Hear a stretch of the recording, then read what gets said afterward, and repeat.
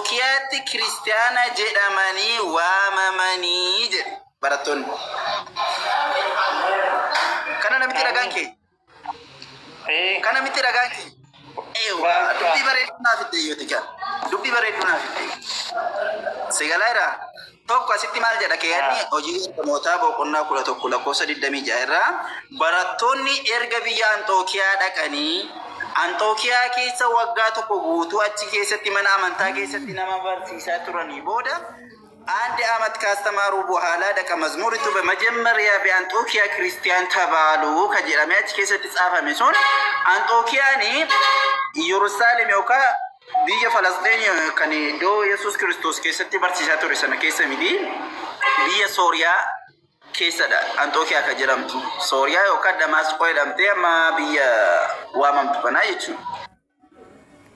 አቺ ከሰት ስደት ይላል ሶከን በረቶኒ siddatiidhaan yookaan godaansaan sokkanii waggaa tokkoyyuu erga achi turanii booda yeroo jalqabaatiif warra kiristiyaana ibsin barbaachisu akkoo waan gaafatamte ibsin barbaachisu dhaabatu namicha na afaan qabii maal ta'e kun kola labaa wangeelaa nutti taate amma dubbise naan lallabaa artamatti dubbisi kallattii maal lallaba dhiisi lallaba sirriitansi lallabaa sirriitansi isaa dhaggeeffadhan mayyoo sirri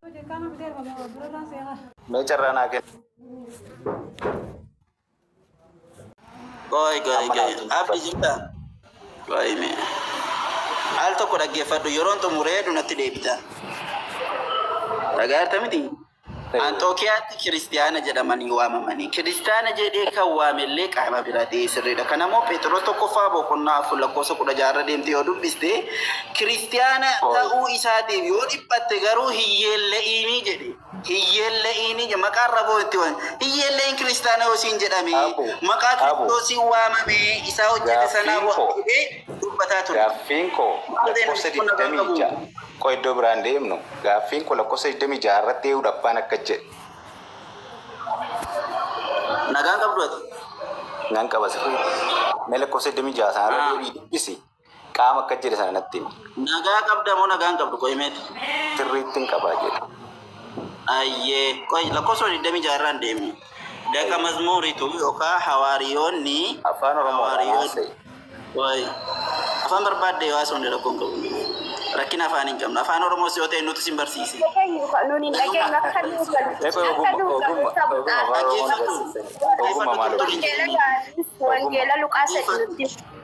Ogummaa maaloo dhaggeeffadhuun sin jedhe afaan Oromoo dhaggeeffadhu jedhe waa arraba deemee dhabu sirriitti dhaggeeffadhuuti.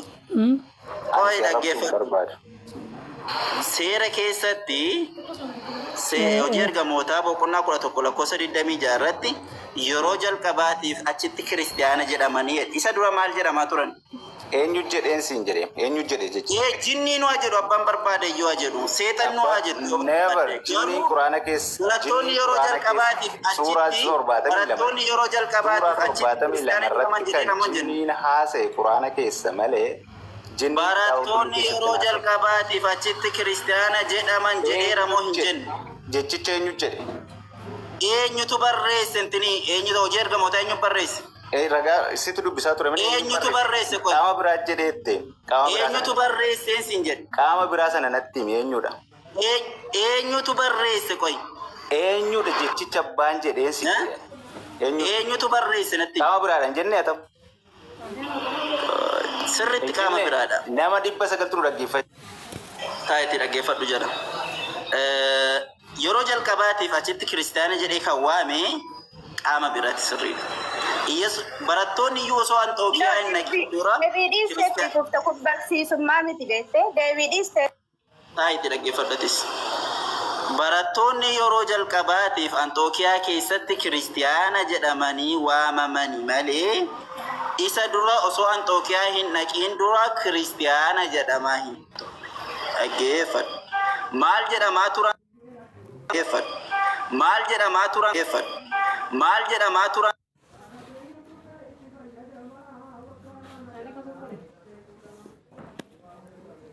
Dhaggeeffadhu. Maal jedhamaa turan? Dhaggeeffadhu.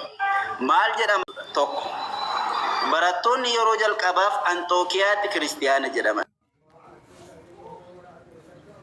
bira akkas jedhee isaan waamee jira nama afaan Oromoo beekuuf. Qaamni bira akkas jedhedha. Maqaan kun immoo maqaa namni bira arrabaaf itti qoosuudhaaf baase ta'uu isaa Phexros tokkoffaa kun viidiyoo nan isinitti agarsiisa.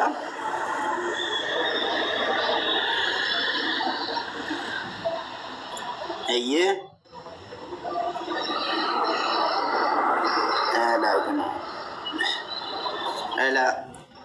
Qaama Phexros tokkoffaa boqonnaa 4:16 irratti maal jedha? Kiristiyaana ta'uu isaatiif yoo dhiphatte garuu hin yeella'inii jedhe. Maqaa Kiristoosiin waamame isa hojjete sanaan Waaqayyoof ulfina haa kennu jedhee dubbate. So asitti maqaa sana barattoonni gaafa maqaa kanatti waa baasanii maqaa adda addaatti waamuu jalqaban yoo barbaadan maqaa Kiristoosii yoo waamamte waan tokkosti. Kiristiyaanummaan maal jechuudhaan siin jedheere? Maalu haa ta'uuti isa booda naa hiikta garuu kiristiyaanummaa ati taatee amma jirtu kana eenyurraa baratte mimmi? Yoo ati miningii kiristiyaanummaa natti himte? Waan Yesuus hin barsiisni. Lakki. Waan Yesuus hin barsiisne ati eessaa dhufteeti kanatti barsiisan? Yesuus duwwaatu barsiise. Yesuus duwwaatu barsiise kitaaba qulqulluu. Eeshi eenyu si barsiise? Kiristiyaanummaa eega Yesuus hin barsiisne eega barsiise Yesuus Kiristoos hin hordofne ati kan eenyu jala deemaa jirti? Kitaaba qulqulluu jalan deema. Ilaa maal jedha beektaa Yesuus Kiristoos ofii isaati? Yesuus duwwaa namni ana hin jaallanne jedha wangeela Yohaannis boqonnaa 14:24 irratti. Namni ana hin jaallanne immoo dubbii koo hundumaa hin raawwatu jedhe. Dubbii isin dhageessan kunis kan abbicha sana ergeeti malee kan koo miti jedhe. Akkatti uffatee barsiisaa ture. Ati barsiisa Yesuus Kiristoos hin barsiisne kan inni sababa isaatiif hin dhufne eessaa dhuftee qabatte mee kiristaanummaa kana? Kiristiyaanummaan gaaffii Yesuusin faallessaa barsiisa Yesuusin faallessaa? Situ jedhe bar Yesuus Kiristoos kiristaanummaa barsiisuu hin dhufne jette. Buleessa kiyya afaan tokko haasa'e. Inni kiristiyaana ta'a. Ati immoo kiristiyaana akkas miti? Yesuus Kiristoos immoo kiristaanummaa barsiisuu hin dhufne. Mee ati kiristaanummaa eenyurraa barattee taate? Kiristiyaanummaan maaloodhaan siin jedhe hiikkaasaa yoo natti himte maalirraa akkan baradhe sitti hima? Maaloo haa ta'u garuu kiristaanummaa isa taatee jirtu kana eenyurraa baratte erga Yesuus Kiristoos? Silees hojii ergamootaa boqonnaa. Kiristaanummaa dhaggeeffadhu si'a tokko. Ergamoota boqonnaa 11:26 dubbiftee qaama biraa jedheetti qaama sana natti himennaan olii gadi nattee baate ishinan dhaggeeffadhu. Kiristiyaanummaan eenyurraa baratte sanaan jettu kana sittanii maatii? Dubbii biraatti nun geessiin gaabboleessa kiyyaatee dhoqqee keessa gangalachaa jirta naannoo. Kiristiyaanummaa Yesuus Kiristoos barsiisuudhaaf hin dhufne. Eeyyee dhibbaa mootummaa waaqayyoo barsiisaa ture. Kiristiyaanummaa Yesuus Kiristoos barsiisuuf hin dhufne tokko. Ati immoo kiristiyaana lama. Kiristiyaanummaa kana eessaa qabatte? Eenyutu si barsiise? Waan Yesuus hin barsiisne kana eenyutu si barsiisee jennaan jala deeme. Okay. Kiristiyaanummaan afaan Oromoo dubbannee obboleessoo. Bunga bakka maaliif walitti deddeebisaa amma kana oolu? Qoomee gammee please. Mootii qabadhu heeraan. Mootii qabadhuuti gammee wajjin anaasaati dhaggeeffadhu. Hiikoo. Dhaggeeffadhu bakka yeroo si wajjin hin gubu. Gammee please naa obsi. Mee gammee ma wajjin haasaame? Gammee walumaan haasaame? Lakkisi wajjin haasaa jira. Isaa wajjin miti situ gaaficha dhiyeesse. Gammee. Waan amma kana nama haasofsiisuu hin qabuufi maal seete kiristiyaanummaan eessaa dhufee jettee turte. Kiristiyaanummaan lafa inni itti hundeeffame sitti himne hojii ergamootaa keessatti ergamootaan hundeeffame maqaa kiristiyaana jedhamu. Gammee meemini kiristiyaanummaa gaafadha. Tasgabbaayii dhaggeeffadhu bakka maanni. Kiristiyaanummaan eessatti hundeeffame jetteennaan hojii ergamootaa keessaa jedhameera. Macaafa qulqulluu keessa kiristiyaanummaa beente pirootestaanti waan jedhu hin jiru. Dhaggeeffatta garuu waannaan kiristiyaana yookaan kiristoos duukaa bu'uun isa kana miti. Kun maqaa dhallaatameef iddoo iddootti maqaan garaagaraa kennamaa jira.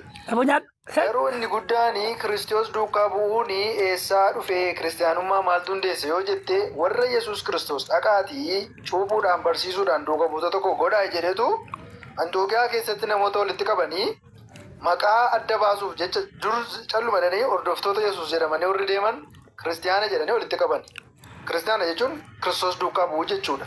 Bakka dubbiin kiristiyaanummaa kanumaan dhume. Malee Yesuus Kiristoos kiristiyaana, musliimaa